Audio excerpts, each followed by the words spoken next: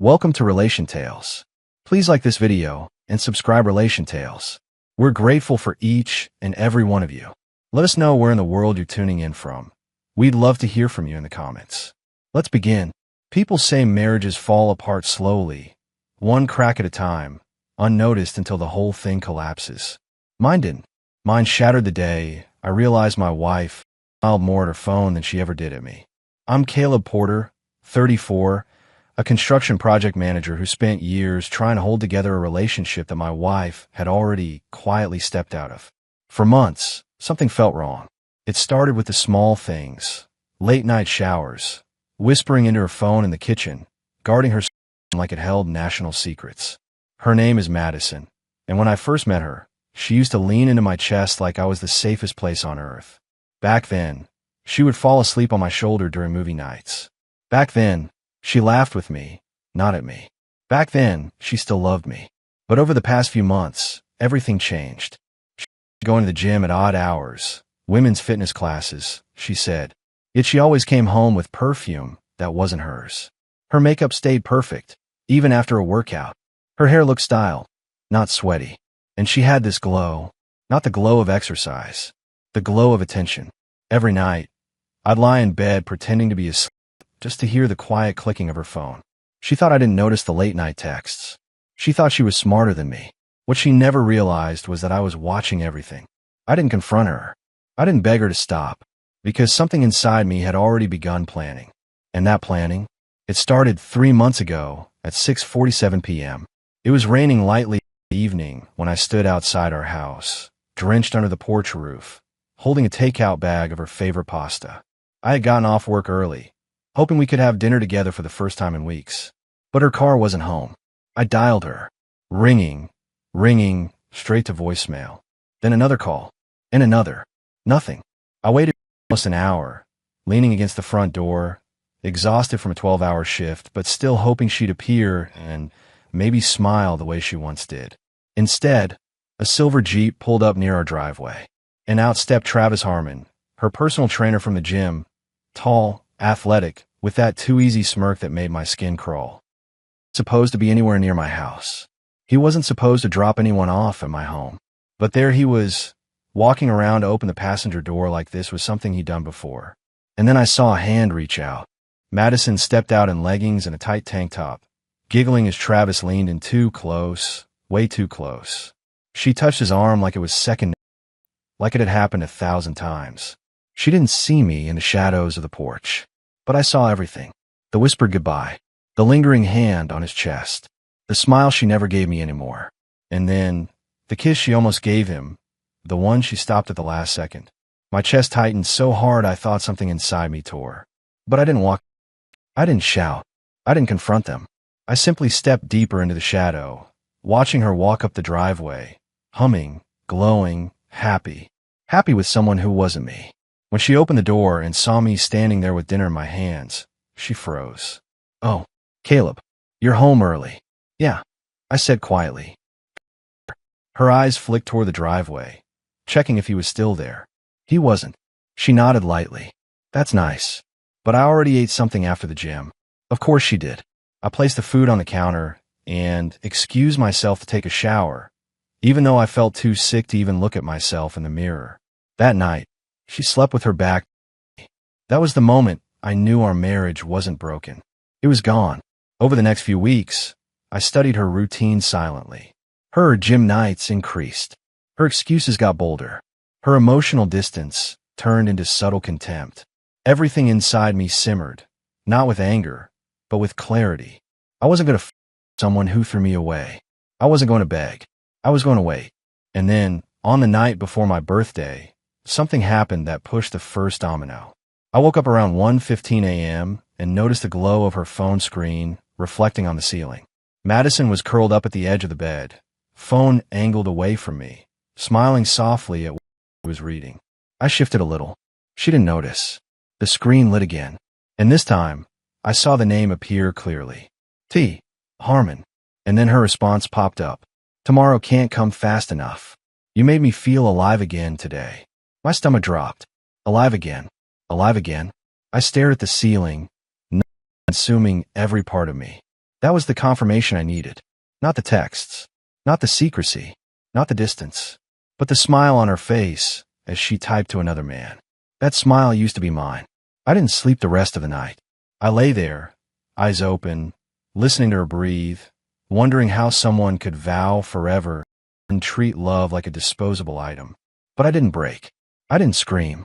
I didn't sob. I didn't confront her. Because now I had a plan. A slow, calculated, devastating plan. One she'd never see coming. And by the time my birthday arrived, the day she thought she'd finally crush my dignity in public, I was already 10 steps ahead.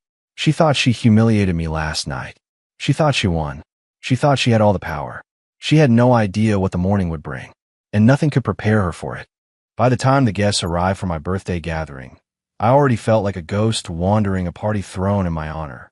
Madison floated through the living room like she owned the air. Everyone breathed, laughing, flirting lightly, brushing against people in ways she never brushed against me anymore. I stood near the kitchen counter pouring myself a drink, tried to ignore how many eyes drifted toward me with pity or judgment I couldn't fully read. Then I saw him, Travis, the man who had accidentally shown me the truth without ever saying a word. He walked into my home like he'd been invited 100 times. His hand brushed Madison's lower back as he greeted her, a touch too comfortable, too familiar. She didn't pull away. She leaned in. My jaw tightened. I didn't make a scene. I didn't demand explanations. Instead, I simply watched them the way a man watches fire spread after he's already turned the insurance paperwork in. Madison eventually clapped her hands together. Everyone, come to the main room. I want to give Caleb his birthday surprise. People gathered fast. Phones lifted. This wasn't going to be a birthday. It was going to be a performance. My stomach twisted, but I kept my expression neutral. Madison strutted, holding a tiny gold envelope between two fingers like it was an award she'd earned. Caleb, she announced loudly, we all agreed that this year, you needed something different. A ripple of laughter moved through the crowd. I didn't respond. I just took the envelope. Her grin stretched wider, waiting for her punchline. I opened it.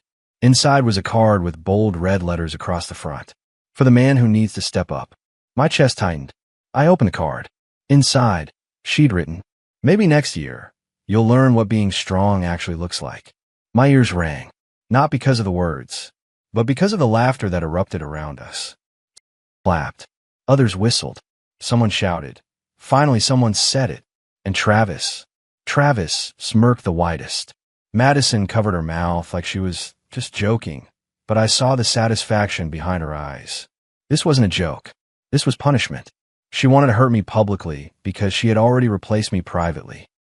Card down gently on the counter. She laughed, nudging her friends. Oh, come on, Caleb, don't look so dramatic. It's lighthearted. Everyone knows you get in your feelings too easily. That broke something inside me. Not because the words were cruel, but because she didn't even pretend to care. I exhaled slowly. Madison, said in a low tone only she could hear, you really don't see what you're doing, do you? She raised a brow. If you can't handle simple teasing, maybe that says everything. Teasing. Right. I felt the tension coil in my spine, then release. Because what she didn't know was that while she was humiliating me, something else, something much bigger, already in motion. A plan that I'd spent weeks preparing. A truth that would tear her world down quietly and efficiently. A silence that would sting far more than any card. I didn't react the way she wanted. No shouting. No arguing. No defending myself. I simply gave her a calm nod. Enjoy your night, I said softly. I walked out of my own birthday party. People laughed harder thinking I was embarrassed. Madison rolled her eyes dramatically. See? Sensitive. But as I stepped outside into the cool night air, something inside me anchored itself. Not anger. Not grief. Clarity. Madison thought she had one. She thought she had broken me. But what she didn't know was that tonight, her life would never look the same. And by morning, every person in that room would regret laughing. I didn't go far that night. I didn't flee the city, run off to a friend's place, or drown myself in a bar. I simply sat in my truck a block away from the house, watching the lights from my own living room spill through the blinds while the laughter and continued without me. People drifted in and out of the front door, talking loudly, their silhouettes crossing the driveway as the night stretched on. But inside my truck, everything was quiet, peaceful, controlled, because this was the last night I would ever let anyone, especially Madison, make a mockery out of my life. 1 a.m., the noise finally died down. Cars pulled away. Laughter faded. The last few voices evaporated into the night. Then Madison stepped outside. She looked around, confused, hugging her arms as the cool air brushed over her. She dialed her phone, pacing back and forth.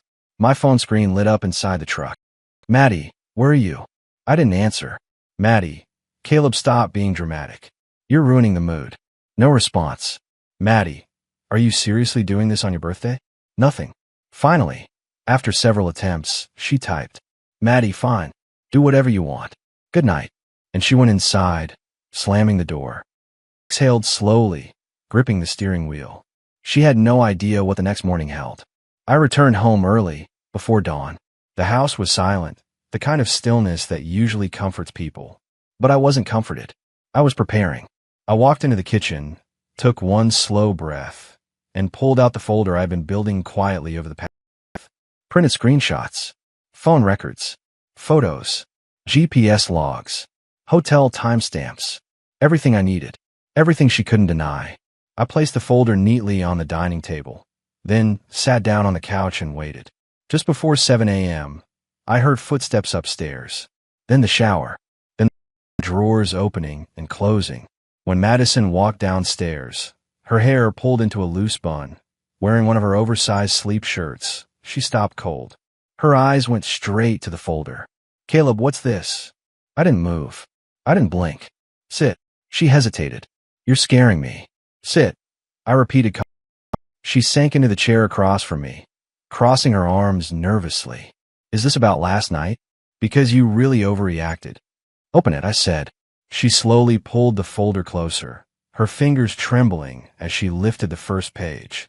A photo of her and Travis entering a hotel during one of her so-called late gym nights. She flinched. "Caleb, I can explain." "Keep reading." Next were screenshots of messages. Nothing graphic, but intimate enough to tell the story clearly. "I missed last time. Tomorrow's session will be better. He'll never know." Her face went pale. Then came the phone records. Her location history. Everything laid so cleanly there wasn't a single place to hide. Finally, the last page. A single document with a prepared financial breakdown and separation plan. Everything fair, organized, and legally sound. She stared at it like it was a live wire. "Caleb, what is this supposed to mean?" "It means," I said quietly, sneaking around. I was preparing my exit. She pushed the folder away. "Exit? You want to throw away our marriage because of a few mistakes?" "Mistakes?" I let out a breathless laugh. "You humiliated me in front of 20 people last night. But that wasn't the worst part. The worst part was that you weren't even pretending to care anymore." Her eyes filled quickly. "Caleb, I was stressed, and Travis was just..." "Don't lie." My voice dropped. "I watched you get out of his Jeep 3 months ago. That was the first time. You didn't see me, but I saw everything." She covered her mouth, tears slipping through her fingers. "You should have confronted me," she whispered. "No," I said. "I needed the truth, not another excuse. And last night, you gave it to me. You showed me exactly who you are now." She shook her head rapidly. "Caleb, please, I didn't mean any of that. Last night was stupid. I got carried away." "You weren't carried away," I said. "You felt comfortable humiliating me because you already replaced." Her tears came harder now, dripping onto the folder she tried to run from. For a moment, the house was silent except for her breathing. Then she whispered, almost choking, "Is this really it? You just walk away?" I leaned back in the chair. "No, I'm not walking away." She looked confused, hopeful even. That hope died when I finished. "I'm walking ahead, and you're going to wake up today to something you can't undo." She swallowed hard. "What did you do?" I stood slowly, my voice steady. I didn't shout. I didn't hit back. I didn't make a scene. "Caleb, what did you do?" I told the truth. Her eyes widened. "What truth?" "You'll see," I said, grabbing my jacket. "Give an hour." And as I walked out the front door, her voice cracked behind me. "Caleb, please, tell me what's happening." But I didn't. Because sometimes silence is the sharpest blade. What she didn't know was that by the time she poured herself a cup of coffee, every single person who laughed at me last night would be reading something that turned their world upside down. I didn't go far that morning. Just parked 2 streets away, engine off, watching the neighborhood slowly wake. Joggers passed by. Kids with backpacks hurried toward the bus stop. Sprinklers sputtered across lawns. Normal life. Quiet life. But inside my home, nothing was normal anymore. My phone began vibrating one notification after another. Dozens. Then dozens more. Exactly as planned. I opened the first one. Caleb, is this true? Then another. Man, I'm so sorry. We had no idea. Then, she made fun of you? After what she was doing. The group chat from last night, the same people who laughed at me, was now in full meltdown. Because the truth I had been collecting quietly, I didn't send it to just one person. I sent it to everyone who attended the party. Not with anger. Not with insults. Not with drama. Just facts. A clean, calm message. Thank you for coming last night. Many of you asked how things have been. Here is the answer. Attached were the screenshots of her text with Travis, the hotel timestamps, the records. Simple. Undeniable. No commentary needed. Truth doesn't need decoration. Within minutes, reactions poured in. This is unbelievable. She embarrassed you? She owes you the apology of a lifetime. We're on your side, man. Her own cousin wrote. I can't believe she did this to you, bro. I won't defend her. Even Madison's co-workers, people who always took her side, replied with shock. The last message I opened came from Travis himself. You're overreacting. Take it down. I didn't even respond. His panic was the exact confirmation of guilt I'd expected. I finally started my truck and headed back home, not to fight, but to finish what needed to be finished. When I opened the front door, Madison was sitting on the couch, knees pulled to her chest, phone in her fist, eyes red and puffy. She looked up the moment she heard me. What did you do?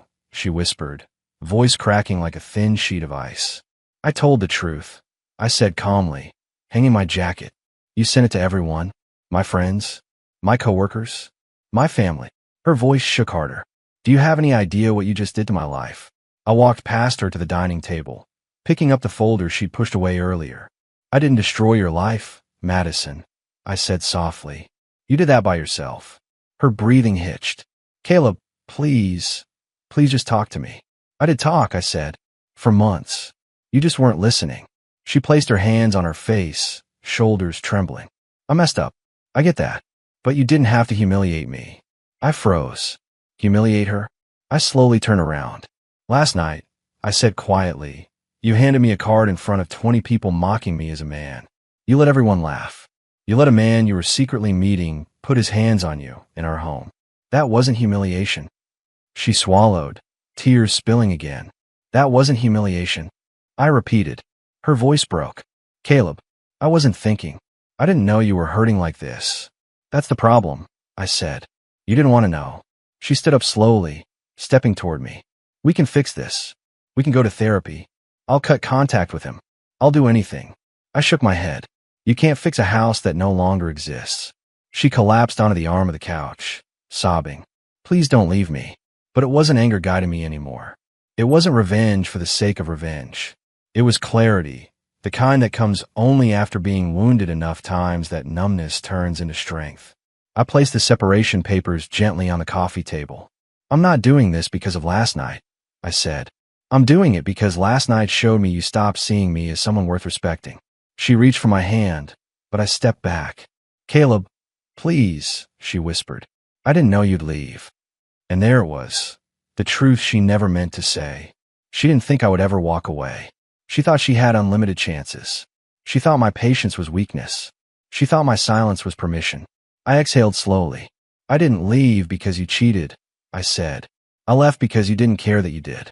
Her breath caught. She covered her face and sobbed like the world was slipping out from under her feet. I picked up my keys and headed toward the door. Where will you go? She asked in a shaky voice. Ahead, I said. Someplace where I don't have to beg to be respected. She stood weakly, voice trembling.